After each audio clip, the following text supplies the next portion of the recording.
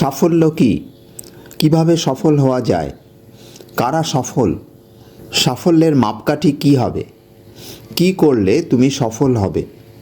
একটু দেখা যাক। প্রথমে সাফল্য জিনিসটা কি? সাফল্য হলো লক্ষ্যের দিকে এগিয়ে যাওয়া বা লক্ষ্য অর্জন করা। প্রথমে আমরা একটি লক্ষ্য আমাদের সামনে স্থির করি বা খাড়া করি, তারপর সেটি ছোঁয়ার চেষ্টা করি। ছুঁতে পারলে বলি আমরা সফল। উদাহরণ দেওয়া যাক। একটি হলো তাৎক্ষণিক লক্ষ্য, যেমন ক্লাস 12-এর পর কী করব।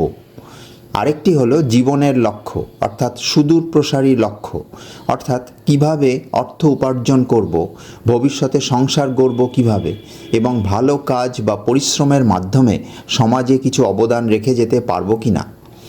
প্রথমে কে সফল হতে পারে বা হবে তার উত্তর দেওয়া যাক। এর একটাই উত্তর, যে কেউ সফল হতে পারে, সবাই সফল হতে পারে। কিভাবে, সে আলোচনায় আমরা আসছি। সাফল্য নিয়ে আমাদের কিছু ধারণা আছে, সেগুলি একবার উল্লেখ করা দরকার। যেমন, সফল হতে গেলে তোমাকে নিখুঁত হতে হবে। আচ্ছা, ওয়াল্ট ডিজনি কি নিখুঁত ছিলেন? 1919 সালে মিসৌরি সংবাদপত্র থেকে তাকে বিতাড়িত করা হয়েছিল। কেন? কারণ হিসাবে বলা হয়েছিল তাঁর কল্পনা শক্তির অভাব আছে, ভালো আইডিয়ার ঘাটতি আছে, তিনি সৃজনশীল নন। কিন্তু মিকি মাউস কার অনন্য সৃষ্টি? অবশ্যই ওয়াল্ট ডিজনির। তিনি ছিলেন আমেরিকান অ্যানিমেশন শিল্পের পথিকৃৎ।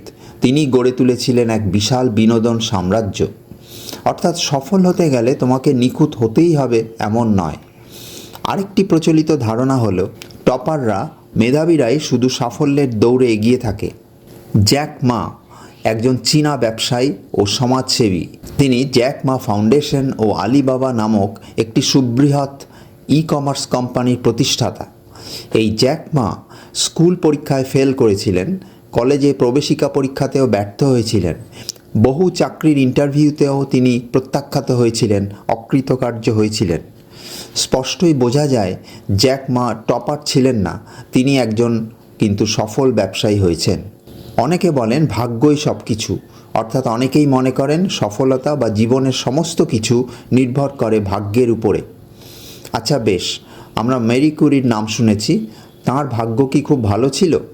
না, তিনি দারিদ্র্য, বৈষম্য ও নানা কঠিন সংগ্রামের মুখোমুখি হয়েছিলেন। কিন্তু নিরলস গবেষণা ও অদম্য সংকল্পের উপর ভর করেই তিনি পোলোনিয়াম ও রেডিয়াম আবিষ্কার করেছিলেন, এবং তিনি 2টি নোবেল পুরস্কার লাভ করেছিলেন, 1903 সালে ফিজিক্সে এবং 1911 সালে রসায়নে। ওয়ার্ল্ড বক্সিং চ্যাম্পিয়ন মেরি কমের কথাও আমরা জানি। একটি দরিদ্র পরিবারে তিনি জন্মগ্রহণ করেন। তিনিও দারিদ্র্য এবং লিঙ্গভিত্তিক পক্ষপাতের সম্মুখীন হন। সহায়তা ও প্রশিক্ষণের ক্ষেত্রে নানা বাধা ও প্রতিবন্ধকতার মুখোমুখি হয়েছিলেন, কিন্তু তিনি কখনো হার মানেননি। এরা কিন্তু আমরা দুর্ভাগ্যের শিকার হয়েছি ভেবে বাড়িতে বসেছিলেন না, বরং তারা তাদের ভাগ্যকে চ্যালেঞ্জ করে এগিয়ে যাওয়ার ফলে ভাগ্য তাদের ইচ্ছার কাছে হার মেনেছিল। আরেকটি মিথ হলো অসফল মানুষ সফল হয় না। মাইকেল জর্ডান তার স্কুলের বাস্কেটবল টিমে জায়গা করতে অসফল হন, কিন্তু অবিরাম পরিশ্রমের মাধ্যমে তিনি বাস্কেটবলের লেজেন্ড হয়ে ওঠেন। জে.কে. রাউলিং এর অমর সৃষ্টি হ্যারি পটার, যা কিনা তাঁর থেকেই বিখ্যাত, কিন্তু এই রাউলিংয়ের ম্যানুস্ক্রিপ্ট একাধিক পাবলিশারেরা প্রত্যাখ্যান করেছিলেন। স্পষ্টত প্রাথমিকভাবে ব্যর্থ হলেও তারা সফলতার মুখ দেখেছেন। সফল হতে গেলে কি টাকার দরকার? তাই যদি হয়, তাহলে এপিজে আব্দুল কালাম কিভাবে সফল হলেন?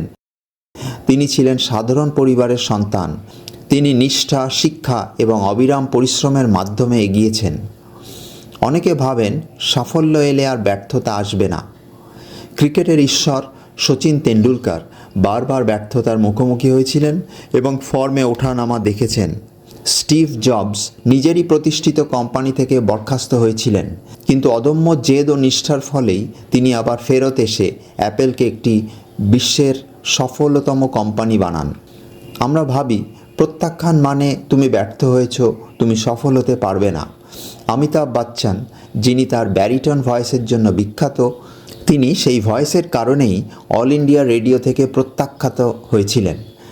তার বহু ছবি ব্যর্থ হয়েছে, তিনি গুরুতর আর্থিক সংকটের মধ্যে পড়েছিলেন, কিন্তু শেষ হাসি তিনিই হেসেছেন শেষ পর্যন্ত তিনি একজন কিংবদন্তির অভিনেতা হয়ে উঠেছেন।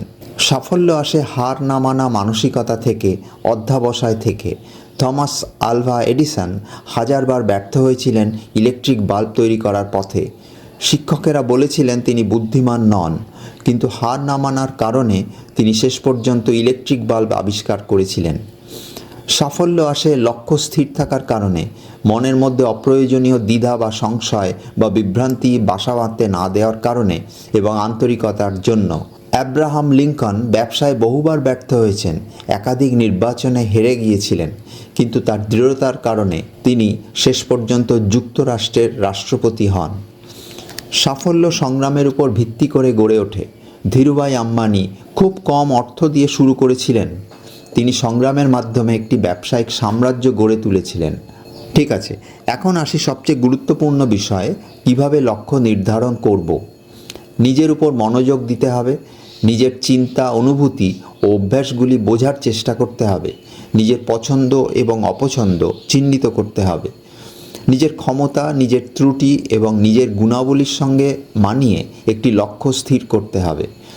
নিজের সক্ষমতার সঙ্গে সামঞ্জস্যপূর্ণ একটি লক্ষ্য অনুসরণ করতে হবে। ছেঁড়া কাঁথায় শুয়ে কোটি টাকার স্বপ্ন যেমন দেখব না, তেমনি একটু ঘষা মাজা করলেই আমি যা অর্জন করতে পারবো সেই লক্ষ্য হারানো যাবে না।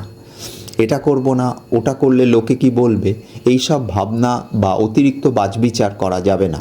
অন্যের দিকে তাকিয়ে অন্যকে খুশি করার জন্য বা অন্যের দ্বারা প্রভাবিত হয়ে নিজের স্বাচ্ছন্দ্য বিসর্জন দিয়ে কিছুই বেছে নেওয়া যাবে না।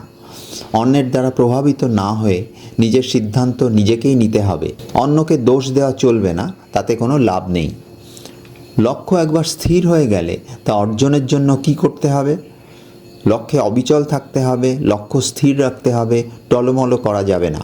কেউ এসে তোমাকে সাফল্য এনে দেবে না। সাফল্য খরিদ করলে তা ক্ষণস্থায়ী হয়। সাফল্য তোমাকেই নিজে অর্জন করতে হবে, আপোষহীন প্রচেষ্টার দ্বারা। সহজ কোনো পথ নেই, শৃঙ্খলাবদ্ধ ও ধারাবাহিক হতে হবে, নিজের উপর দৃঢ় বিশ্বাস রাখতে হবে। কিন্তু অতিরিক্ত আত্মবিশ্বাস সর্বনাশ ডেকে আনবে। ব্যর্থতা বা প্রতিকূলতার জন্য প্রস্তুত থাকতে হবে। সর্বোচ্চ চেষ্টা করার পরও পর্যায়ক্রমে, ধরা যাক 3 বছর পর পর নিজের অগ্রগতি পর্যালোচনা করতে হবে। বারবার ব্যর্থতা বা অগ্রগতির অভাব হলে লক্ষ্যটি পুনর্বিবেচনা করে নূতন করে লক্ষ্য নির্ধারণ করতে হবে এবং এগিয়ে যেতে হবে নূতন উদ্যম বা উৎসাহ নিয়ে। সাফল্য চিরস্থায়ী নয়, ব্যর্থতাও প্রাণঘাতী নয়। মূল কথা হলো চালিয়ে যাওয়ার সাহস থাকা।